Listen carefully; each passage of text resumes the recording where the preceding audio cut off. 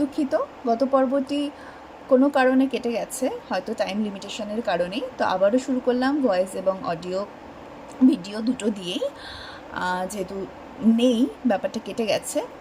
তো এখানে শেষ বিষয়টি ছিল হচ্ছে অপসূর এবং অনুসূর অবস্থান। তো আমরা একটু ডিপলি প্রথম থেকেই শুরু করি। এটাকে যদি আমরা সূর্য ধরি, এটা যদি আমাদের কক্ষরেখা বা কক্ষপথ হয়, তাহলে সূর্য থেকে দেখাই যাচ্ছে যে এই ডিস্টেন্সটা কম, এই ডিস্টেন্সটা বেশি।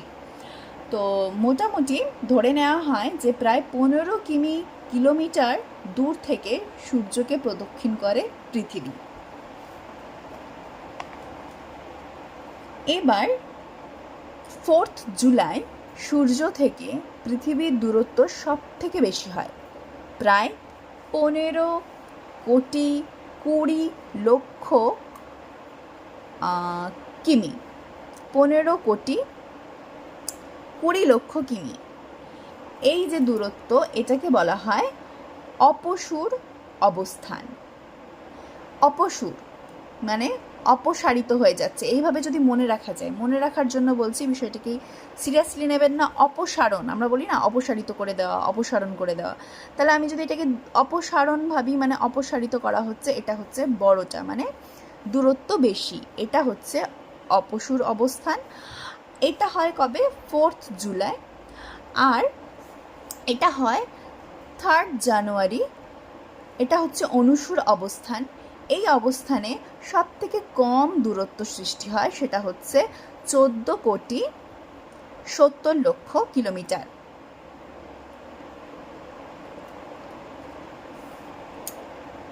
এবার আমরা একটু ভালো করে এই বিষয়টা বুঝে নিই।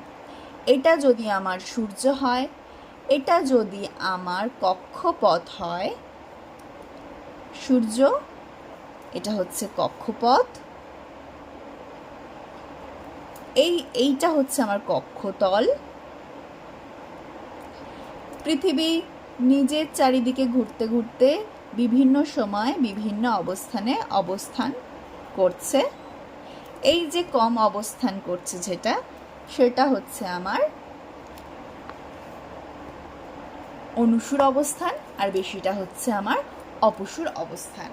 মোটামুটি খুব সহজভাবে বোঝানোর চেষ্টা করলাম, এতটুকু বোঝাই যায়। তারপরেও যদি কোনো কোয়েশ্চেন থেকে থাকে কমেন্ট করতে ভুলবেন না। যেহেতু আমি নতুন শুরু করলাম বিষয়টি, আমি ধীরে ধীরে আরও ডিটেলে এগোবো। ভালো লাগলে লাইক, কমেন্ট, শেয়ার, সাবস্ক্রাইব করার অনুরোধ রইল। আজকে এই পর্যন্তই।